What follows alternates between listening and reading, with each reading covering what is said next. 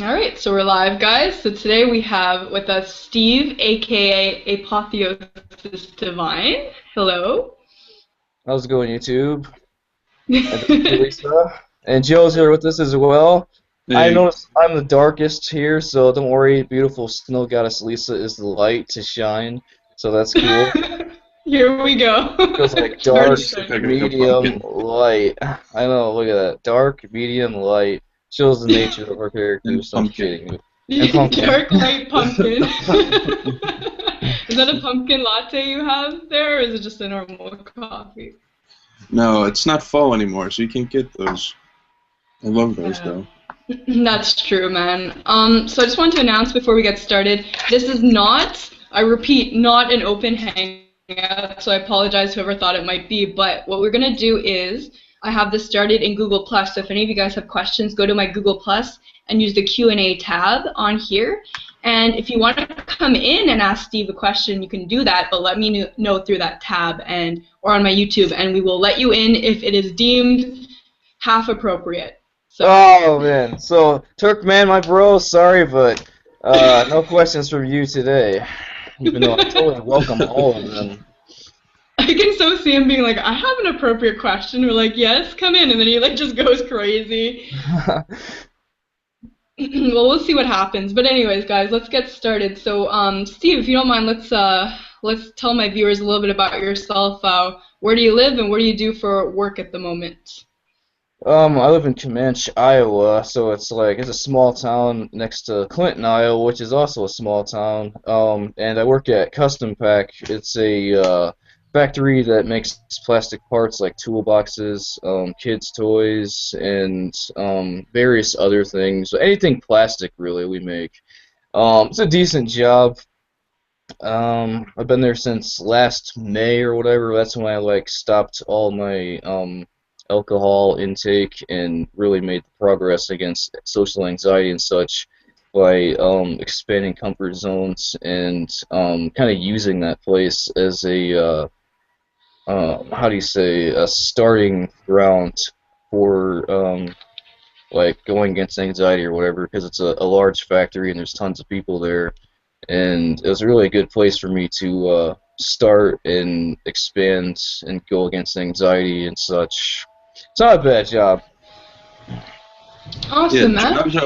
jobs are like the best place to like force you to overcome your social anxiety for True, sure. man. And the problem is, like, a lot of people that have anxiety, like we mentioned before when we talked on the Hangout last night, is when you get comfortable, if you have anxiety, if you get comfortable at one place that, say you have social anxiety, if you get comfortable at one job and say you want to move up to a better job, you don't want to leave because you're like, oh shit, if I leave, I'll have to make new friends, I'll have to be around new people, and I won't be as comfortable as I am right now, even though I'm making less money. So you don't want to make that change because it's like, shit, I don't want to like meet these new people. I don't want to, even though I'm making like this much more money.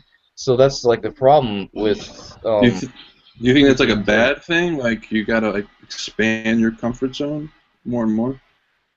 Like it's Um, bad to have like a comfort zone that's too refined or oh, something? you never want one that's too restrictive. I mean, you never want to never expand your comfort zone. You always want to continue to expand your comfort zone because once you stop, you'll be restricted to only those areas only, and you'll never grow any bigger than that. You always want to continue to expand your comfort zone. So, like, I would say, like, the larger the company you work at, the better, because the more people you interact with, the more diverse group of people, and since everyone can add to something in your life, like someone could be like super outgoing and positive, and someone could be like negative even, and but you can take in more from multiple people versus like a smaller company or a smaller place with less people and such.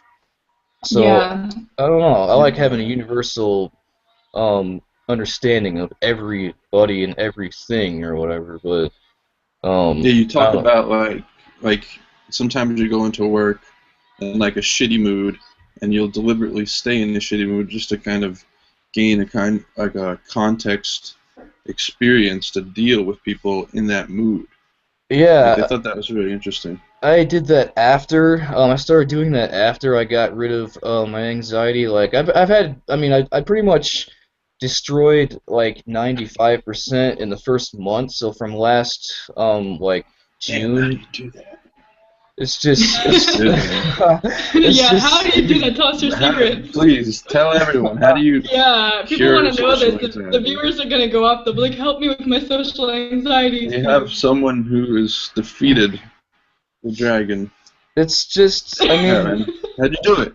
God's Olympus. Let's see. All it is I mean, considering how bad I had it before, I mean, some people don't like believe that I've had it because they're like, well, how could you had it? You just sound so comfortable and calm, whatever. It's like I've had it so bad before. I'll start off with how bad I've had it, and I'll tell you how I got over it. I've had it so bad, as some people may know, as because I had it since I was like 15 or even 14 or like 12. It was somewhere around that area when I had it, and I had it because I had to change schools 5 times, and like I used to be like super popular and social and extroverted and stuff, but then I had to switch schools so many times, and I became shy and closed up and introverted, and like that, and then I realized that it's not even no point in making friends because every time you make friends, it's like they move or you move, so it's pointless and causes you to close up more to open up to new people. So you get shy and closed up, and you end up not really interacting with people so much.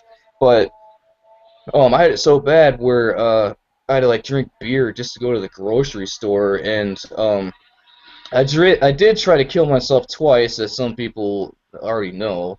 The first time was I was working at like a restaurant job doing dishes or whatever, and that was a while back when I was 22 or 24 or whatever I was. I think I was 20, but um, and I drank like a half a bottle of Smirnoff vodka and like 3 cans of beer because just to go into work. It was pathetic, and I didn't show up to work instead. Instead, I went straight to my uncle's house and like I went like straight to I like hung out for like maybe 30 seconds. I came up like all like messed up and shit, and I was just sick of myself and tired of like living like that all the time. And so I just like went to his knives and shit and just like started like cutting my arms. I had like 30 plus cuts up my arms and my neck too, like.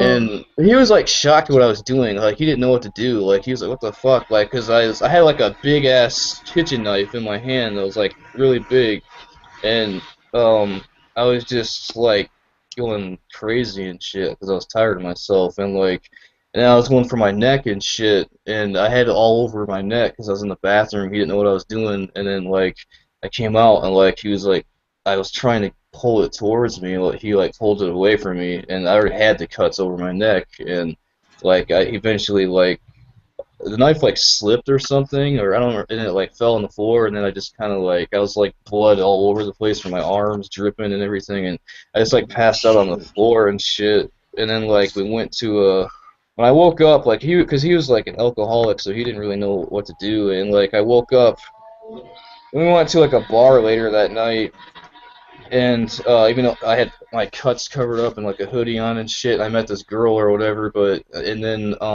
I still drank a lot of alcohol even at the bar. It was like weird. He was trying to like help me, but he didn't really know what to do because he was like an alcoholic and stuff. And he when we left later in the morning, in the 2, 3 in the morning, he got pulled over by police. I did a breathalyzer test, like barely passed, like I don't know how, like 2 points under, like it was like .6 or whatever the hell it was, like barely under. And then the cop said I couldn't drive his car back to where he was in Fulton, so I ended up walking halfway across the bridge, and like someone like picked me up, like some random person picked me up, and he's like, um, and his presence felt so strange. Like, I'm like religious with like Zeus and the gods and stuff, but like his presence felt so weird in the car. I know it sounds weird, dude, but like it's like, and Yeah, what we he have to said, go back into that. yeah, I know what he said to me. He's like, I have a feeling we'll meet each other again after I like thanked him. What? Yeah, it was strange. I never forget things. But anyway, that was the first time. The second time wasn't as serious, but the second time was years later on my birthday when I went to the strip club, and I went with my brother-in-law and his friends, and they're Mexican, so they don't really. He speaks English and they do too, but they were like looking to me for leadership and shit, and I couldn't handle it because there's too many people in the club at the time, and I couldn't even go up to like to the stage because I was so so I kept drinking more and more beer, and nothing fucking helped, and so I seen that as like a failure and shit. So when I got home last night, or when I got home that night, I like tried it again, but the knife wasn't too sharp. But this time I was actually trying impaling and stuff instead of just cutting. So I was cutting again, and then I tried to impale myself. And then like my brother called or something. I don't know how he knew, but he like called, and like I had like a cop and my dad try to bust my door down, and he broke it down eventually. And then like I just got taken to hospital. I ended up being in a hospital for like 2 days or a weekend or something. Totally sucked. And then like there's a bunch of other people in there too, like who did similar things or whatever. And but I really didn't like being there because like you had to share like a room with someone, and it was just I don't know. I didn't like it too much, but. I mean, the nurses were sexy and hot at least, so that was the least of the I remember, like, I remember deliberately hitting the. I remember deliberately hitting the shower button. Like, there's a little thing you can hit while you're in the shower. I'm like, you know what? This nurse is sexy. I'm like deliberately gonna show off. I deliberately hit the shower button, just like, I need like help. Come here. I just wanted to see me. I'm like, you're gonna come in here. And then like I remember the nurse, like she was dropping the medication off another sexy nurse. I'm like, I totally want this girl just to check me out. And I'm like, she's like knocking on the door, and I'm like, she's like, is it cool? It's like, yeah. And I just like deliberately had the towel off on purpose. And she's like, oh my gosh. And like, it's oh, it's cool, girl. And then like I got my medication or whatever, but like she like saw me too, so I did it on purpose. I couldn't help it. It was too hot. But nurses were hot as shit. But that wasn't fun being in there. I was like, you're like forced to eat nasty food. It was like weird. I'd never eat that healthy in my entire life. But I mean, hospital yeah. food So I know. Yeah. So that's my story on that. But anyways, and how to get over it. Back to how I got over it. How I got over it is basically when I made the decision. I got this good job. I made the decision to kill all the alcohols because I used to have like vodka all the time. I had like a problem with using vodka as like a shield to feel comfortable or whatever. And I just dumped it all out and like shit, I can't do this with this job because it's too risky with they test and they'll know if I'm like doing shit because it's a more serious job. So that's the first step. I got rid of that, and then I just kind of like went in as I decided like I want to change my entire life. You have to like decide to change like your entire self. Like okay, this is a new chapter in my life. It's either you can make it the same or change it right now. And I decided to change everything and just kind of go in just positive. And like I said in my my 4-step issue, like the neutral, positive, laughter, and no exclusions. At the time though, I only just used positive, like just try to be positive and talkative and such. And what I did was I just was positive and talked a lot with people. And if you got nervous, you just kind of like accept it. Like no one cares because like no one is there, and you have to realize no one is there to like they're not like awaiting you. Like people have to realize people at work are not like awaiting you. Like, oh, I'm waiting for Steve to get here so I can laugh at him or I can like make fun or something. Like everyone is there for the same purpose at your job or wherever the hell you are. They're all there doing their own thing. They're there to make cash. They're there to make money for their family, or they're there to make money for their job. And if you realize the simple logistics of everything, it makes it much easier to handle social anxiety. It's like as simple as that. Like everyone is doing their thing for themselves. They don't like have time to like this is true in 99% of cases. They don't have time to like just be like, oh, Steve's here, oh, Joe's here, or Lisa's here. Let's all stop our thought patterns and change to like judgment or something. People like because people with anxiety get into that mindset where they're like, everyone's like looking at me or they're judging me or whatever, and they only get in that way because like usually they're feeling at the time like overwhelmed or depressed and full of anxiousness, and then so they're going to go into their heads, and the more they go into their heads, the more the past comes from their subconscious, and they get negative about stuff with anything to do with social situations, and their brain remembers that, and they just have an automatic response, so to speak. and like they will pay more attention to every little thing. Sorry. And that's Joe. cool. I just hit the I got lottery. It's not like a well, fucking casino. my dad told me I kind of have to take it. Okay, that's alright. Just mute for a That's moment. cool. Cool. And let's see. You gotta like quiet, like there's no background noise now. Anyways, Yeah, that's alright. what was I saying? You're saying your brain like remembers the anxiety and Oh everything. yeah, because I was talking with Joe about that last night. I was Mhm. trying to explain with the it's worse when you develop social anxiety like when you're younger, like everyone knows, because your brain is still like growing from like age, whatever you're born to even like 21 to even 25 with some people, who knows. And as it's like a worse time for someone to develop anxiety because it's like a sponge absorbing everything. So the more crappy experiences you have in those time periods, your brain just stores all the information in your subconscious or just in your brain. So that's like why it's so hard to get over anxiety all the way. And Mhm. like even I've even only destroyed like 98, 99% of it. It's not like I go everywhere I go. I have zero anxiety, but in most cases I do have zero. It's just there is some times where I will have um like depression and shit that'll lead to anxiety. And damn, dude, Yeah. that sucks. Is it gonna be okay, man? You're muted, Joe, by the way, but Joe, yeah, you're still on mute. My dad's really sick, so I have to take him to the emergency room. Oh my Shit. It's not gosh. that serious, but and there's also a lag on my headphones. Shit. Yeah, sorry. I have to No, bail. don't worry, dude. Go for it. And update, okay? Damn, dude. Hope he's okay, dude. Yeah, I think he will be okay. We'll see. Yeah, sorry, I have to go. That's okay. Bye, Well, Joe. thanks Damn for it, I didn't coming, get to man. ask any of my questions. What is it all about, Oh. man? Ask it Alright. real fast. Where you go? We'll do this again sometime. Yeah. Alright, take care, Rash. All right, take care, dude. Bye. Shit. Oh, yeah, I know. Well, yeah, he told me his dad was going to do tests and things the last few days and stuff, so heavy stuff. But it's okay. I'm sure we'll talk to him again soon and he'll be able to ask you questions. Maybe you'll interview on Joe's channel too. But anyways, we'll continue here for now and yeah, I just feel bad for Joe. But life, right? I don't know, bad things. Um, Apollos to make sure he's okay. I hope. Yeah. Yeah. Yeah. All right, well, we'll go from here anyways. Like, it's okay. You were just saying how you've destroyed like you say about 98% of the social anxiety you feel?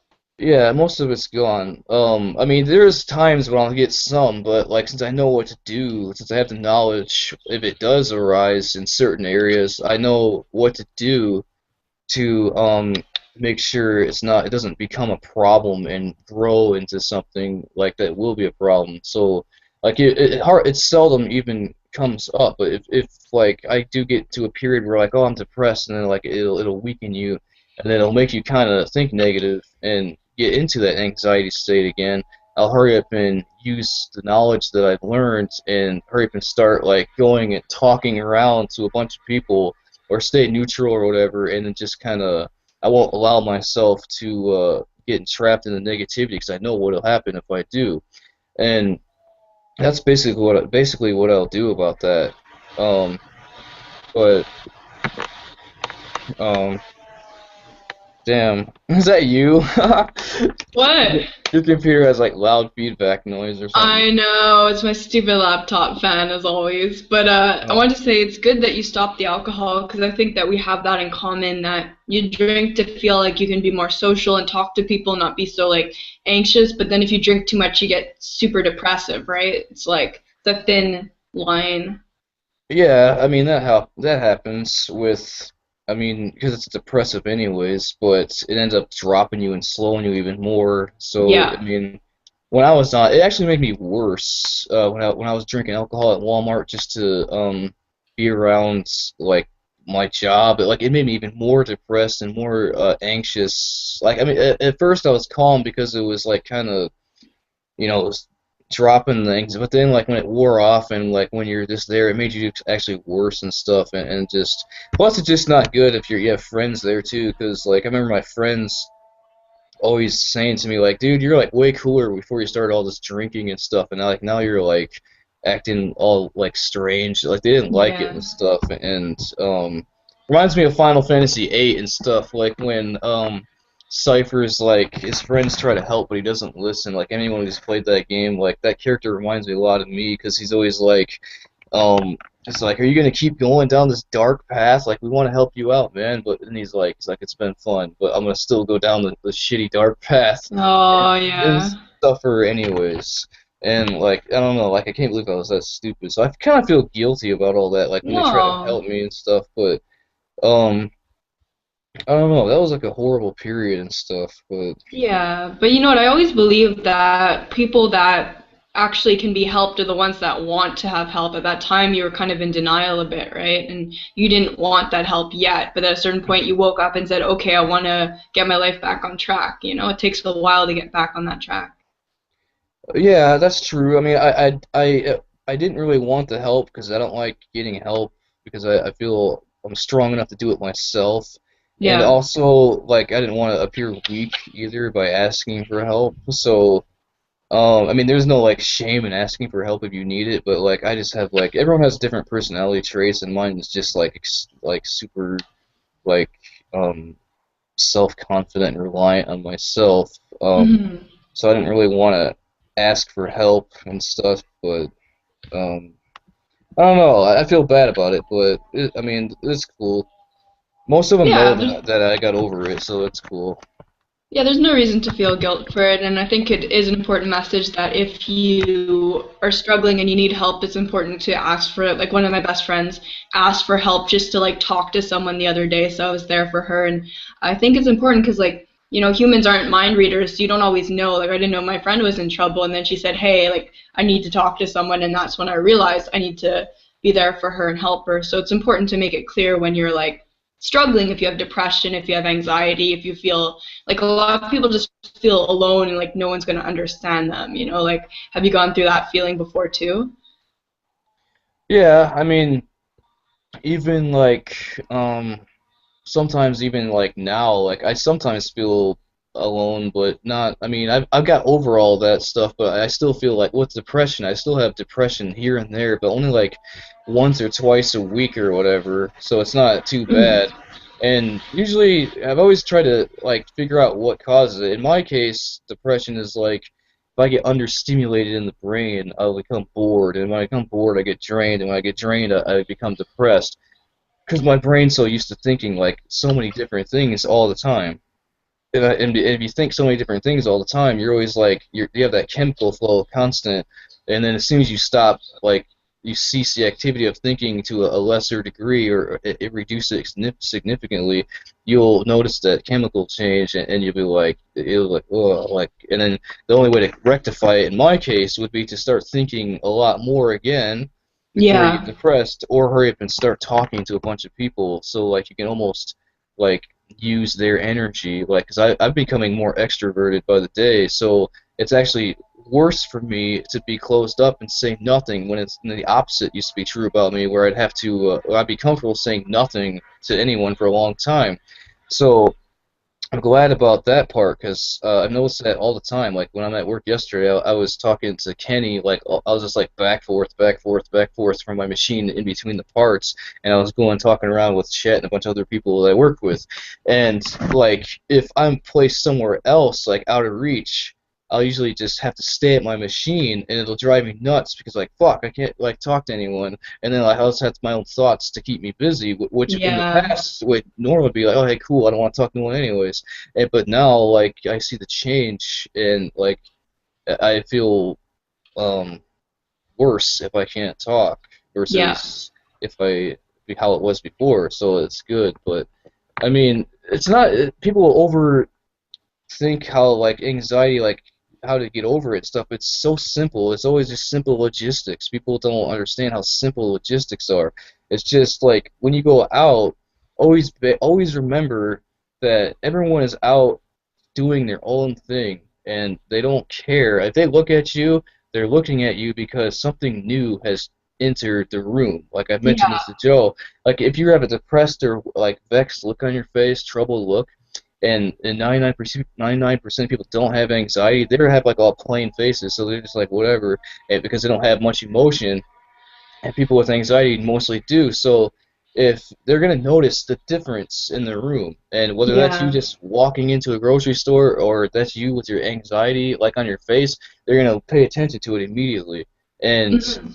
you as a person with anxiety is gonna take notice to what people are doing. It's gonna seemingly appear that everyone is staring at you and maybe making fun of you or looking at you, even if they're smiling at the time. They could be smiling at anything, and you'll think Yeah. like, what's that son of a bitch smiling at me for? And they're not even smiling at you. I mean, sometimes maybe there is cases where people are talking about you or whatever, but the only reason they're doing that is because something new has entered the room, or maybe they feel insecure about themselves, or they're just trying to get entertainment somehow. But if you want to combat that, I always say combat criticism with laughter or whatever. And I mean, unless they're like literally getting up in your face and talking crap, and I'll just beat the shit out of them. That's what I do. Steve. Um, but like you just have to like and build a high opinion of yourself. Like build up like Yeah. know that you're like an awesome person and know that like that you have all these issues makes you like way stronger than everyone else because you have to overcome these more obstacles, these greater obstacles that other people don't have. So remember like how much stronger you are, and most people with anxiety are most probably individualists, so be proud that you're your own self and not like, oh, you like Lil Wayne. Well, I like Lil Wayne too because I'm afraid to share my music taste and get Yeah. ridiculed for it. So like, be proud that you're an individualist and build up your own self and value your high opinion of yourself, and that helps exponentially as well. So you can't be like, um, it's always been about you and not everyone else, like in your mind. Like when you get in your mind and you kind of make it how you want to make it. If you like believe they're all making fun of you or they're all laughing at you, then that's how your day is going to go. Like don't give anyone the power to dictate your day and how you feel. Just I mean, if you have to, think of something positive the whole day. Like think of something that go back to a memory if you have to temporarily block it out. But it's best to accept all areas, and I say this in other videos, don't label anyone at all because that's the biggest mistake I've made in the past. If you see someone in public or at a job and you like automatically judge and label that person, your brain will remember that label you gave to that person. So if that's a negative Yeah. label, like I hate that person right there, then every time that person gets near you or talks to you, you're gonna have this weird, awkward feeling, and you Yeah, I won't get remember rid you of that. saying that before. Like you're saying you saw someone, they looked like a punk, but they actually were like a really nice person, right? Yeah. And you can't tell just based on the way someone looks. I mean, it's too easy to judge people like that. I just want to add in Steve as well because we have 10 viewers right now. So if anyone's interested in asking Steve a question too, you can use the Q&A tab on Google Plus. If you want to come in here and ask him a question, let me know. It would be cool to get some people asking questions about you too, but exactly, like I saw your video about that and about how people label too quickly and they judge people, and even when they're wrong, they still stick to what they think of that person, but you learn to be less judgmental over time, right? Yeah, I mean, I was meaning to mention that judgmental thing in my last video about SA, but I forgot. And it is true that actually people with social anxiety are most judgmental of all because the reason we are, or I really don't want to classify myself in that category anymore, but I'll say I was. The reason they are and I was is because um if you have anxiety, you're always protecting yourself from everyone else. Like everyone's the enemy. So, in because of that and that alone, you are in a judgmental state, like to protect yourself, like, oh, like, I don't like that person, I'm protecting myself, or that person like said a bullshit comment to me, like it might have just been something in jest, and you're gonna protect yourself and be negative because a form of protection is usually negative, like any form of Yeah. protection is like violence or physical or negative. So most people with anxiety are always in defense mode. That's why I made a video about defense mode. You're always in like a defense mode everywhere you go. You're like, I'm going out. As soon as you leave that door, or even driving your car to work, you're like already in defense mode. Like, or what's that son of a bitch looking at me at the fucking stoplight for? Fuck you, asshole, or something like that. It's like, Or like and another common one is like I find people when they walk past a crowd of people and they're all laughing. If you have social anxiety, you think they're laughing at you automatically, you I know? don't because it'll coincidentally, like how do you say that? It'll just happen right when you Yeah, walk by. coincide. Yeah, Yeah. coincide right when you go by it, and they might have been talking about something a minute or two before you showed Yeah, up, but then like they laughed and you just kind of showed up. But to you, you might be exactly. like what the fuck? Because they'll be looking at you at the same time as they're Hmm. laughing because you are the new person or whatever. You just enter the room or whatever, Yeah. and you use your view of like, why just enter? Why magically people just laugh when I enter? So I mean, it is true in some cases. In most cases, like 99% of the cases, they're not laughing at you. But it is true in some cases that maybe someone is talking about you and laughing, but who cares? Like, if you think how small everyone is in the entire world, let alone the solar system, let alone the galaxy, let alone the universe, like, it's just so stupid to worry about such things when, like, no one will remember. Even if they were talking about you that time or whatever, no one is gonna give it so much thought of the day as you are going to give it. Like, no one's gonna hold on to it the whole day and be like, oh, I'm gonna hold on to this shit. Someone laughed at me. I'm gonna be pissed off all day and all night because I think they were laughing at me. Yeah. They're like not nearly, even if they were laughing at you, they're not. They're spending maybe 10 seconds, and then the mindset switches to a different topic and they won't give you another thought. So it's illogical to hold on to that. So it's also important not to hold on to like negative grudges as well because that will hold you back also. Oh yeah. And I Yeah, mean, I that's have that true. problem myself. I don't like forgive certain people for slights they've done to me or forget things, but it'll take exponential amount of time or apology for me to. I might forgive, but I won't forget. I can at least say that. Yeah. Um, but I mean, it's hard to get over that, like the grudge thing or whatever. But But that happens, and I know what you mean. If you hold on to it, you're just pulling yourself down. And when you forgive someone, that doesn't necessarily mean what they did is okay. It just means you're able to move forwards in life and not stress so much about it anymore. It's not holding you back anymore, is the point. true. Also, in regards to sarcasm, a lot of people use sarcasm as a weapon. I like to get that out there. Like most people, whether extroverted or social, they use sarcasm as a weapon to get the upper hand in a social situation because they're feeling uncomfortable. So if someone says Hmm. something stupid, like sarcastic to you, the only reason they're doing that, whether it's conscious or subconscious in the back of their mind, the only reason they're saying that to you is that they've been trained to do that, or they just talk like that because they feel some kind of awkward feeling or uncomfortableness with you, so or discomfort with you. So they'll say something sarcastic to try to like um break the ice with you or trying to test you or whatever, and they're only doing that because they feel uncomfortable. So don't take anything serious if someone is sarcastic. They're just trying to make themselves feel more comfortable and get the upper hand. So I say combat sarcasm with laughter or just kind of go along with it or just say something sarcastic back, but in the whole time at least remain positive or to laugh at it. Otherwise, you're going to take it negative and as an offense, and it's Yeah. just going to like make you kind of feel like super sensitive to it, like what the fuck, you son of a bitch, like why do you say that? And like you'll feel kind of like offended by it instead, and it's just going to create more shit in your brain to remember Yeah. next time someone says something sarcastic again. You're like, you piece of shit, how dare you say that to me? And like, because I know how I used to be when I get like that. Like when I got like that, I used to be like, "What the fuck, you piece of shit?" And then I got to think about it for a long time, and then I'd be overly sensitive about it. Now I don't give it like two thoughts. Like okay, you're just uncomfortable, whatever, and I'll just because I usually use formality and logic to solve most everything, so I don't have too much skill in sarcasm. But I don't even really want to learn too much anyway because it's not really um It's not tasteful to me. I Not don't like chicken. productive. Yeah. Yeah, that's it. There's a question for you, Steve, as well. It's from my pal Zinnik. He wrote,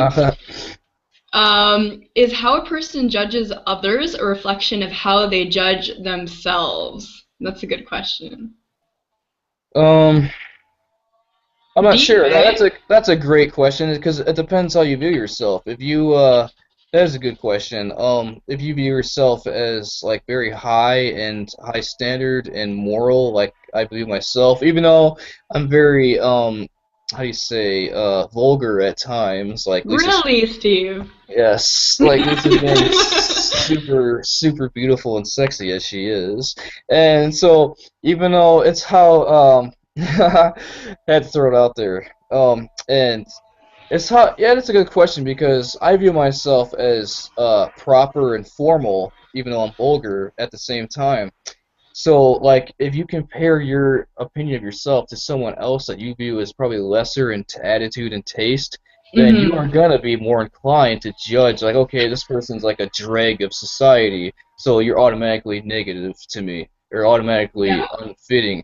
So that's a good question. However, it's just the key to doing that is just, like I said, just be neutral. Don't judge anyone at all and view them as they may have distasteful qualities or distasteful lifestyles, but Yeah. just remember that everyone has a different viewpoint of how they've lived and what's the different past, and how they're dressed, how they act, and how they present themselves may be in conformity, not in independent style. Like most people dress the same in conformity because they're afraid of judgment and afraid of they don't want to be individualized. Like I see this at work all the time. Like girls will like dress the same and Yeah. stuff. This new girl started like dressed like kind of normal, but then like 2 weeks later she dressed as all of the other girls, like with her hat, like she wore a hat now, and it's like what the fuck?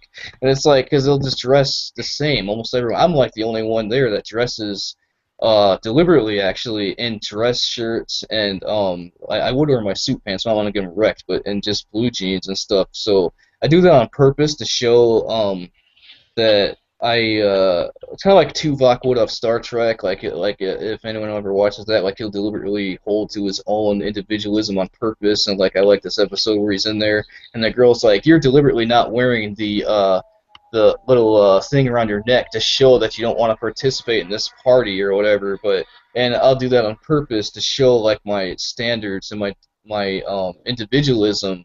Yeah. So like, but I don't know. And people have asked me questions like that, like, "Oh, why are you all dressed up?" I said, "What do you mean dressed up?"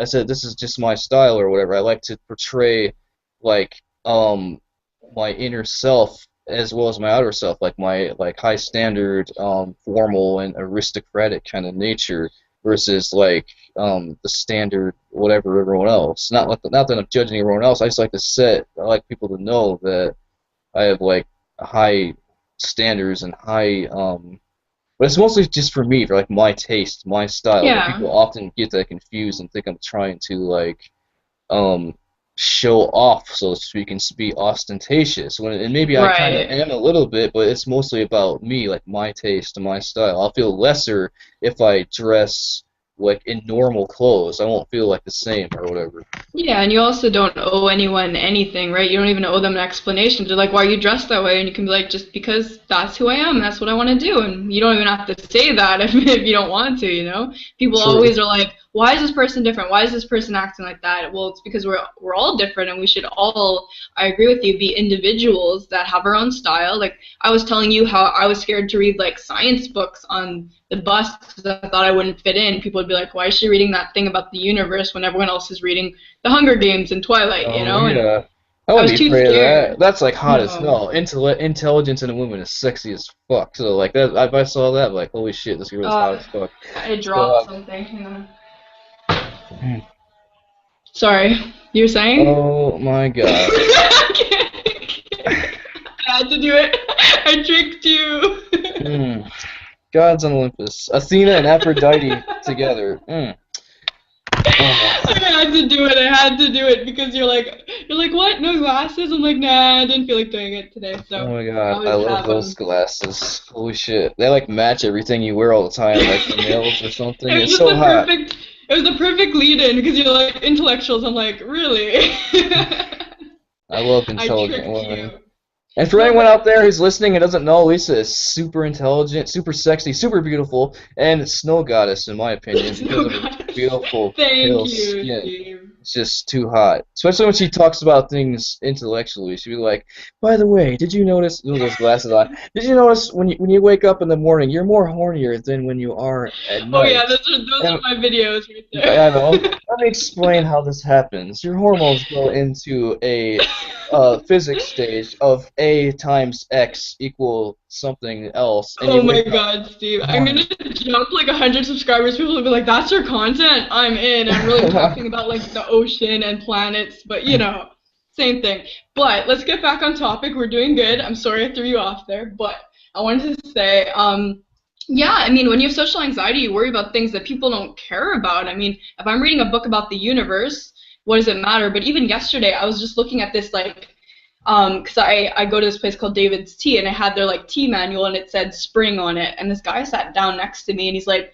"Oh, spring, eh? Like it's a nice day." And they tried to like spark a conversation with me. And what I was thinking at first is, "Oh my God, I'm so like self-conscious that I'm reading a tea manual in public. Like that's kind of weird, right?" And then after a few seconds, I just dropped. I'm like, you know what?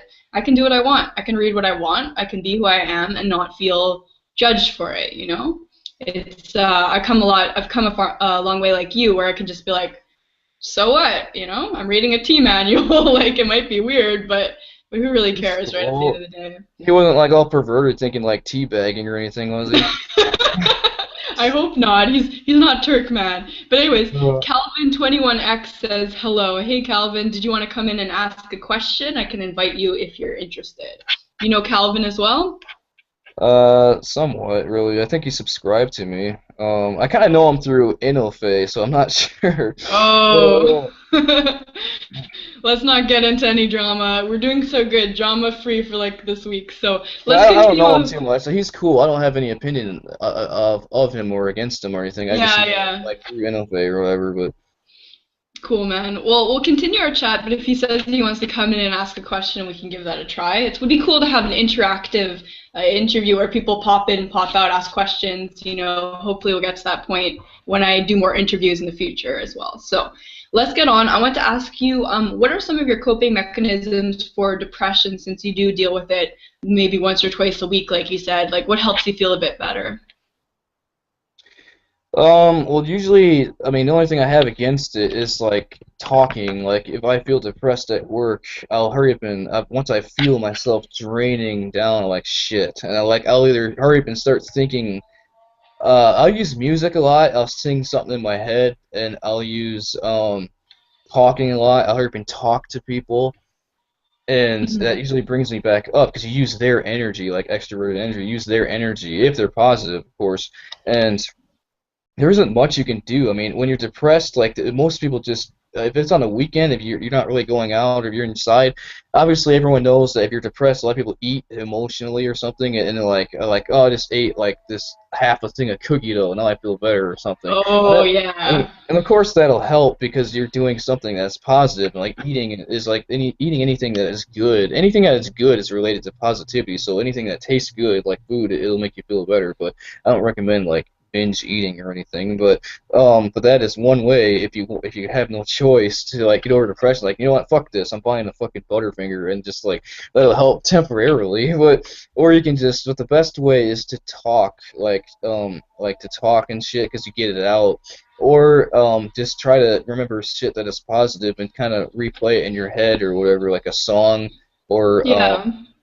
like I don't know, like depression's kind of tricky. I haven't really I mean, I know what causes mine, mostly anyway. I mean, there is times where it feels like it's just automatic. Like I've noticed also, oh yeah, glad you brought it up. I've noticed that I also get triggered with depression if you're in a huge crowd and everyone is very, very happy and smiling and having a great time. You will feel this drain come upon you of like sadness and like darkness. The reason this happens, at least in my view, is because your brain remembers that all that happiness and all that fun is like out of your reach, and it triggers you like, man, like it just it reminds you of like whether it's a movie you've seen or several things that you've seen on TV or life events you've seen, it reminds you of things that you weren't a part of and maybe feel like you can't be a part of, and it'll like trigger something subconsciously and make you feel drained and Yeah. kind of for no reason seemingly. Like if you ever go to a party or something, everyone's like, oh, they're all wild and like acting like ludicrous or whatever,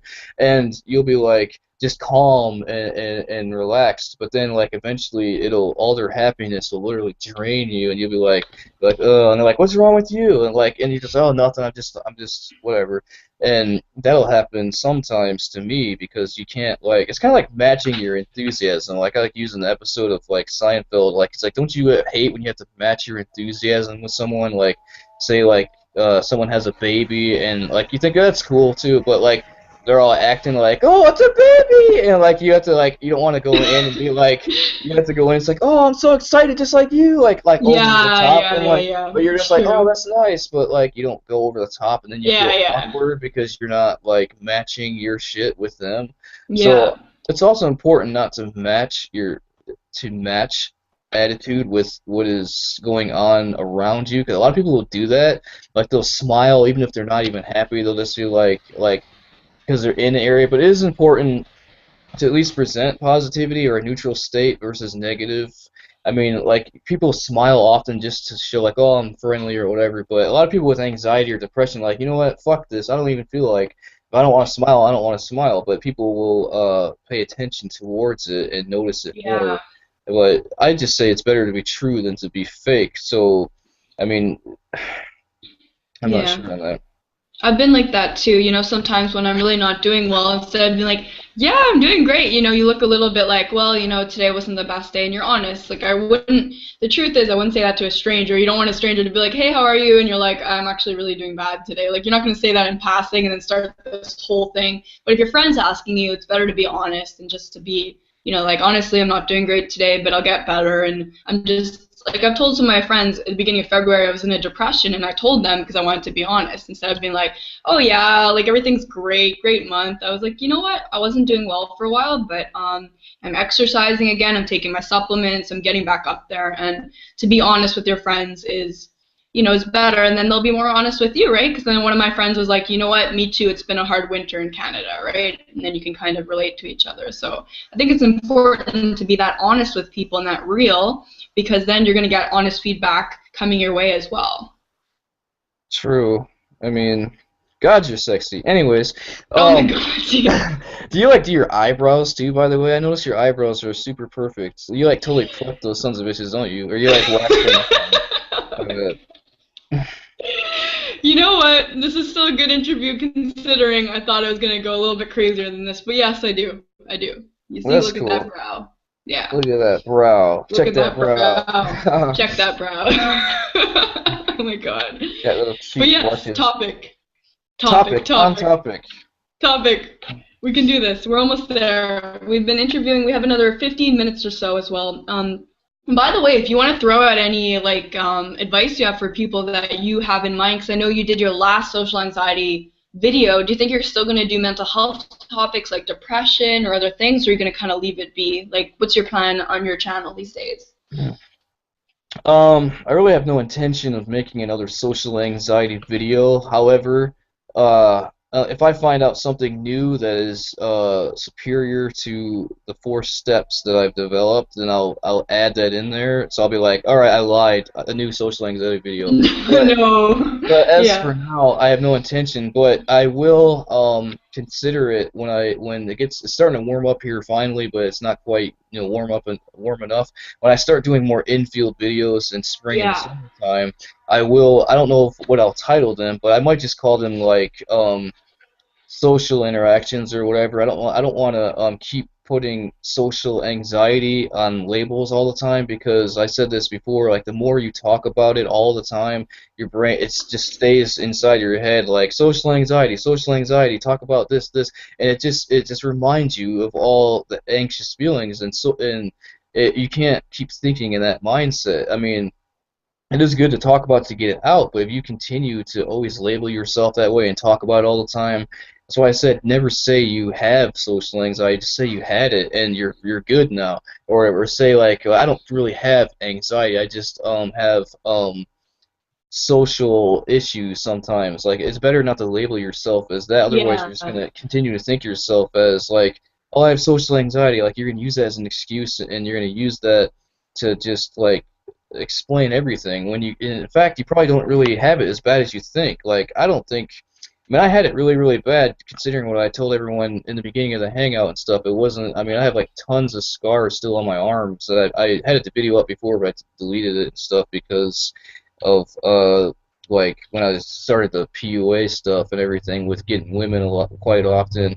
They were kind of like finding my YouTube channel through my Facebook and shit, and I kind of deleted all threats or most threats that a woman would see on my YouTube channel that would make her not want to like date me or you know, even consider me. But I mean, even though I know very well know if a woman actually sees my YouTube channel, most probably even though I've deleted a lot of those videos like the pickup artist stuff and such, they'll still see depression and anxiety on those tabs, and she'll be not considering me anyways, because if Yeah. a woman Yeah. sees that, they're not gonna like, unless she has it as well or is an understanding person, she will probably not consider you as a anything really, like even just for a date, because that'll like show to a woman like, well, this guy has some problems or is not very stable, and a woman isn't attracted to that unless she has it herself. Then she'll feel more of a connection, like, oh, we both have it. But most women and most people don't have issues like that, so if they see that on your channel, they're going to be disinterested immediately if they see such a thing. So But you know what also I find is good to kind of, just my own opinion, I haven't really dealt with self-harm, but it's probably better to have like less of that stuff available on YouTube and on the internet because it triggers a lot of people. Even though it's your reality, if people see scars and cuts, sometimes that really triggers people into wanting to fall back into those patterns. You know, I know that the YouTuber like Kristen was saying there's too much of that on the internet and all of this, and I mean, there's honesty in talking about it, and then there's showing it, which can trigger some people. Some people are more sensitive than others. I just want to kind of read something here. There was Calvin said that instead of saying you're depressed, you can say that you feel bummed out. That's true. So that way you're making it less severe. Because people say depressed, but depressed isn't really, in my opinion, it's not really a symptom. It's more like it's an illness, right? So if you're saying I'm, like, you're not your illness, you're not like I am depression. People shouldn't say that. They should say I'm feeling bummed out or I'm feeling a bit low or not like myself or something that's not as extreme. that's And great input. also, yeah, and also Calvin's asking if you are maybe, do you consider yourself to be MGTOW since you're following XPAL as well? I pretty much have turned towards that, yeah. So I've really given up on so Expel kind of showed me in Tifa as well. Kind of, I mean, I'm still an individualist, but I would consider myself, yeah, at MGTOW because considering I'm an individualist and do everything like my way and such, and plus I'm tired of the nonsense as well. Like with, I mean, it's not like I always sound like when I talk about this subject like I'm knocking women, but I'm not. But it's like with the way women are nowadays, especially westernized, it's just like absolute bullshit that you have to go through just to get her attention, hold her attention, and to just it just ridiculous. So I mean, I didn't study like pickup artistry to get women because I still got women before I got into pickup, but I did it for a bigger understanding and for female psychology and such. But um, just for more like I'll have be able to handle any what do you call it? Because I already know the basic logistics of how women think and what turns them on, what doesn't turn them on, and just whatever. But I learned that stuff to give me a universal understanding of wider range of different type of women. But I would say I am more MGTOW. I would definitely consider myself MGTOW, considering I am all for like individualism myself and not Yeah. I don't conform to other people's bullshit like how, oh, this is popular, I'm gonna do it because this is popular. So thank you XPOW for that if you ever watch this, and Tifa as well. And as far as like and like I talked about this in the past about finding my Cleopatra or whatever. I really don't think I will, but if I do find her, I'm not gonna get so what do you call this?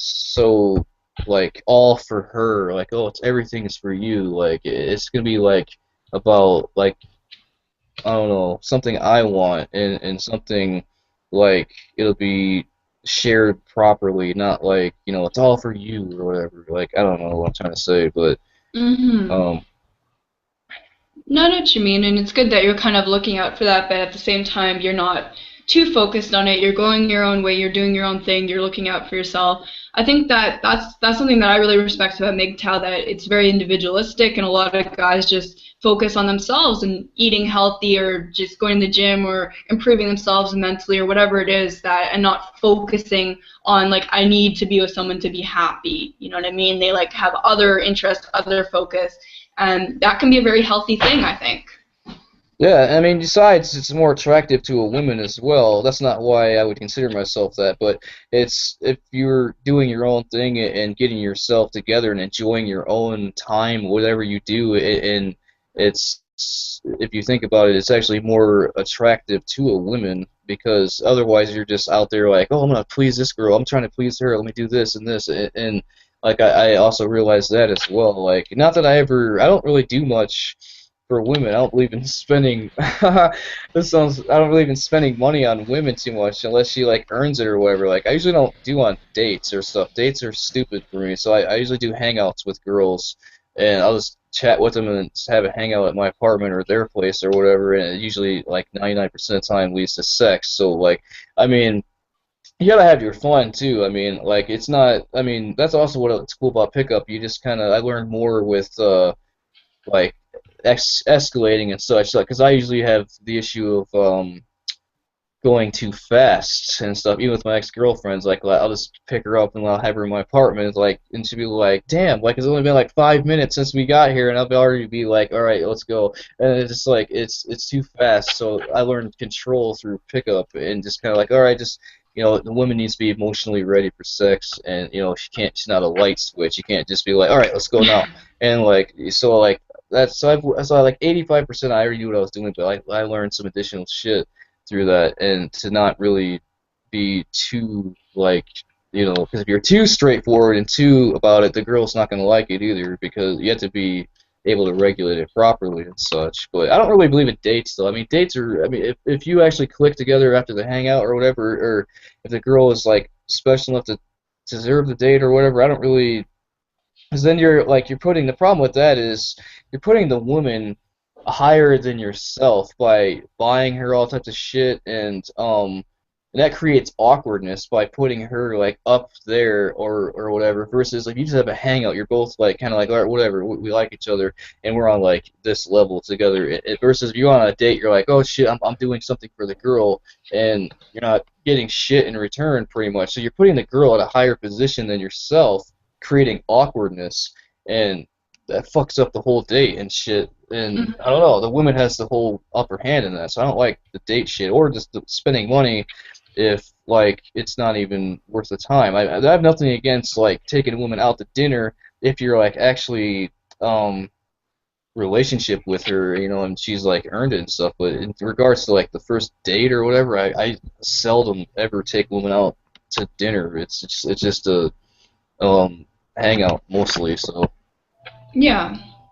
Well, that makes sense. And everyone's gonna have, of course, differing opinions on that. It's cool that you shared yours. Also, a subscriber of mine, Doug, was watching, and he said, "Thank you very much for sharing with us today." So that's cool, because it does take a lot to open up about like mental health and stuff, but not many people do it. So that's why I really like the YouTube community because it really gets us to share our stories and meet people that are like us and to feel like we're connected in a way which is hard to feel sometimes in our daily life. So, and Joe just messaged me before. I don't know if he's going to have like a last question before we end in a couple minutes, but if he does, feel free to ask. If anyone else has some last questions that are on topic and relevant, then feel free to ask the questions. Turkman. I know, where's Turkman when you need him, man? I might start that too, by the way. I don't know if I should mention it on your hangout, but I might start like a what do you call it? Like with me and Turkman and a bunch of other people, women especially, like a sex addict hangout and shit. But like, Oh my what God, causes it? I am staying so far away from that. It's not even funny. I'm just gonna be like, okay, have fun. Yeah, it's cool though. I mean, think about this though. If you think about it logically though, and like not trying to sound inappropriate, if you think about it logically, most people that have anxiety or social anxiety probably are more inclined to be more sexual. Here's the reason why. What takes sex to happen? Social interaction. So the less social interaction you have, most probably the less sexual intercourse you are having, creating a drive for more that you don't have, which probably created mine in the first place, like at least in the past and throughout some of my life, because the less you get, the more you want. And I think that I'm not trying to say like everyone in the SA is a sex addict or anything, but I'm just saying like I would say people that have anxiety or whatever or depression problems are more inclined to be at least wanting more or more sexual because they're not able to interact to get it as often as people that don't have it and such. It just makes sense to me. I don't know, but I mean, I'm not labeling everyone as a sex addict like myself and Turkman here on the SA community, uh, but it's just a interesting point to point out. I like to point out logistics and everything and such, but I mean, there's no shame in that either. I mean, like if that's you, that's you. I mean, I'm not ashamed of like being super sexual and open and stuff. It's good to always be who you are. Yeah. I would wonder how I'd handle like being in a nudist colony though. I don't know if I Oh my would. God. I don't, You and Turk should start one of those together, I think. That would that'd be be. awesome. I would love Look, that. I don't think this we. is your setting here. You see that on the candle? That's your setting. You can Speaking start of one over beach, there. that's And then awesome. I you. love that. Nudist colony. I don't think I'd. I Oh don't know. no. I'd go nuts in that. But like, holy shit! Everyone would be like, at least the first like 10 years, I'd go nuts. I'd be like, holy shit, new girl. I was like, I don't know if I can handle that. Like, I'd be like, 10 years, you said? yeah, at least the first 10 years. Then my sex drive would slowly die down after like but it would still be pretty high. And then I don't know, because I'd have to get used to all that. Because it's not that big a deal. Like it's just a naked body, but like women are just, oh my god, especially you. Oh my god, it's this ultimate sexiness. So it's like, You just died during my interview. This is the danger of interviewing people. You never know what will come out on live air. But thank oh you for the compliments. I wanted to just add, we're going to wrap this up since it's been an hour. I want these to be very watchable for people so that they'll have, because like some people watch my whole Introvert Island and you know how long those things can get. So it's yeah, like an hour is a good amount of time for people to just kind of learn something about you. I think you've given a lot of really good tips on anxiety and depression. So especially since you've come so far and you shared so much about your experience. So I just wanted to ask if you have any closing thoughts on mental illness or anything like that that you want to share with my subscriber base. yeah, I'll keep it unsexual because just for the keep on topic. Plus, anyways, well, let's see here. It's always important, like as I said before, like try like at least the neutral, the positive, the laughter, and the no exclusions. No exclusions meaning don't like if someone comes into your conversation and you're like usually like what the fuck, who the fuck are you or something like it, like just like add them in and just gonna like have them talk as well or chat as well. Otherwise, just even doing that once or several times, your brain will remember that and it'll next interaction you have socially will kind of you'll kind of act the same way. So you always act in a repetitive. You always act in a way that you most are. How do you say this? Most are familiar with, and so if you. That's why with anxiety it's such a problem. You're always acting in repetitive form of what you're used to. So you've been an anxiety mind for 10 years. You're always going to act the same way, no matter what social situation comes. So it's always important to be neutral, positive. It'll negate all the negativity. And what that means is, like, people don't understand what I mean by the neutral and positive. It just means if you see someone, don't think anything. I know it's hard to do that, but just don't think anything. Like if you see someone walk by, don't like if they give you a strange look, just look at them, just think nothing, or think positive only. Like, well, that's the person's cool, whatever. I don't know if they seem Yeah. cool. Otherwise, you're gonna get into negativity. always remember that technically, all of us are stronger than regular people because we've gone through more hell, and there's always a reason for it. And always remember this, like, if you have these constant things happening in your life, most probably they are happening because you didn't pass the lesson before, and it's your job to pass it. The lesson will continue to come your way over and over again until you get Mm-hmm. over it, until you pass it. It's repeating and reiterating on purpose because you failed before. So pass the lesson. I usually view things as lessons a lot in life. So pass the lessons. If you fail, you'll pass it next time. But at least consider, um, you know, a lesson to be learned in everything, and always consider it positive. Like, don't like walk. If say you had a horrible, depressive day, don't walk away like, oh, this is my life is horrible and everything. Like, it happens to everyone. They just don't admit it as much, or don't take as much Yeah. sensitivity. Just be great. Just like acknowledge yourself for being able to show the emotion and sensitivity that other people won't show because they're too afraid because of westernized society. Like, oh, I don't want to show emotion. I'll be judged by it because I mean, I think Western society's sick with how like they're like if anyone shows emotion, like people will be like they'll laugh at it or they'll because it's not they've been socially conditioned to be like, oh, that's not acceptable, so I'm gonna laugh at it. But don't be ashamed of showing emotion. Always accept yourself in every situation. Don't like reject yourself or put yourself down. Always accept your whatever you're feeling in the moment and realize if it's bad or whatever, it will pass and it's just temporary. It's not permanent, even though it feels like that way sometimes. So always, build yourself up positive. You have a very high opinion of yourself.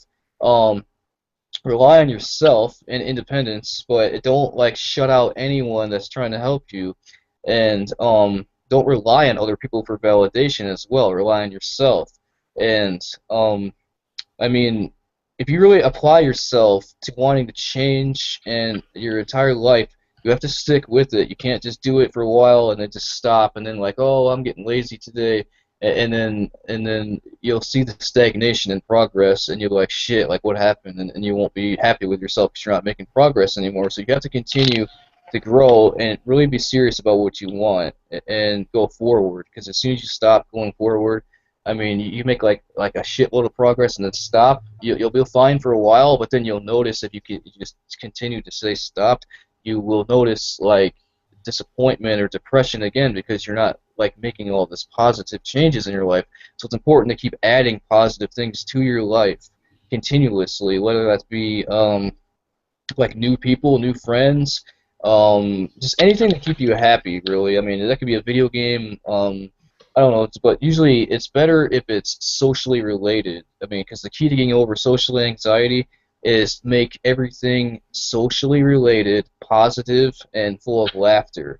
That way, you're replacing all the negativity of the past and all that bullshit of judgment with anything and everything social is positive and laughter. If you're not able to do this, then there really is no way of erasing that tainted view on the world because your brain has already stored the information of people, negativity, judgment, so you have no choice but to replace it as neutral or positive or laughing and fun with people link them with positive and link them with fun and such like that. If you don't do that, you're pretty much, I don't want to say it like that, like it's doomed, but you're pretty much screwed if you don't do it that way. I mean, and also to Mm-hmm. mention real quick, with medication, I don't really believe in medication or alcohol, but if you actually need the medication initially, that is fine, but don't, like, use that as a crutch. Like, don't intend to take that medication for, like, 1 or 2 years or for life because you're not truly facing the issue. It's just masking shit, and, like, you may be like, oh, I'm making good progress on this medication, but which is great, but what do you think is going to happen when you get off that medication? Like you're going to be the progress Yeah. that you've made on the medication will literally be like, okay, I'm getting off the medication. It will literally be stripped from you. A lot of it, at least half or more, will be stripped away from you, and you'll be like, shit, I'm not cured. And then you'll get down and depressed and like, oh, my life is it's just as horrible as it was. What a waste. So it's better to just that's how I got over mine so quickly. I just like, you know what, fuck this shit. Just face it. And I mean, it's just how much you want to live. It just all comes down to how long do you want to live and fear and pain and all that Yeah. nonsense. And like, how long do you want to start living? Because like, it's either like to live in fear is not to live at all. It's just, I mean, I got that from the movie. What do you call it? License to Drive or whatever. But he's like, to live in fear is not to live at all. But which is true. But Yeah. I mean, it's just that's why a lot of people don't really like my vids as much, because it's kind of it's the hardest path to take. Like, my path Yeah. is the hardest, but it gives you the best results. It gives you the best and the lasting and the true results, because it's not some medication pill that you're taking to like whatever. It's something that is taking the problem from where it came from and Yeah. slowly rectifying it as time goes on, versus like covering up with a medication pill versus like Yeah. whatever else. You have to destroy it from where it came from, and that's how I got over mine. I looked where it came from. I look at things in high detail of what caused it, how did I get it, why do I still have it, and why am I acting this way. And you just look at the certain logistics of everything, and it's so simple. It's like you don't have to even make it complicated. It just how simple it is. It just is amazing, and then it's just amazing the results you receive. So Yeah. just to close it off and stuff, because I've been talking a bit, it's just, to stay neutral, positive, laugh, and no, don't exclude anyone, and Mhm. always know that you're a great person. You've had it harder than others. It makes you stronger, and so don't ever beat yourself up or anything. If you have a bad day, bring yourself up with friends or whatever, or try to make it that it's social. If you can't do that, then just bring it up with something that is positive at the very least, and don't continue with the negative cycle and such. Awesome. Very solid advice. And I completely agree with you. And I just want to add on that note before we close up that it's like that with so many things in life. If you want to get fit, if you want to be healthy, people are always like, what's the secret? What do you have to do? It's the effort you put in. You really have to just put in the work and then you will get the results. You can't just take the miracle pill for fitness. You can't take the miracle pill for anxiety or depression and expect it to all be done. Maybe for some people, meds are going to help them feel more normal, but then you still have to put in that effort. There's no cure-all for anything. If you want to do well in school, you have to work hard. If you want to do well career-wise, you have to work for it. It's everything. You have to put in that effort, relationships, friendships, all of that. So on that note, Steve, I wanted to say to the viewers, thank you for watching. Thank you for the relevant and irrelevant questions today that I skipped over. But I wanted to say that Steve's channel is going to be linked down below, and so is Joe's channel. Sadly, he had to leave, but I think he's doing okay, by the way. So I'm going to talk to him afterwards. But yeah, thanks for coming by today, Steve. Awesome. All right. Have a lovely day. You too. Bye, man. Later.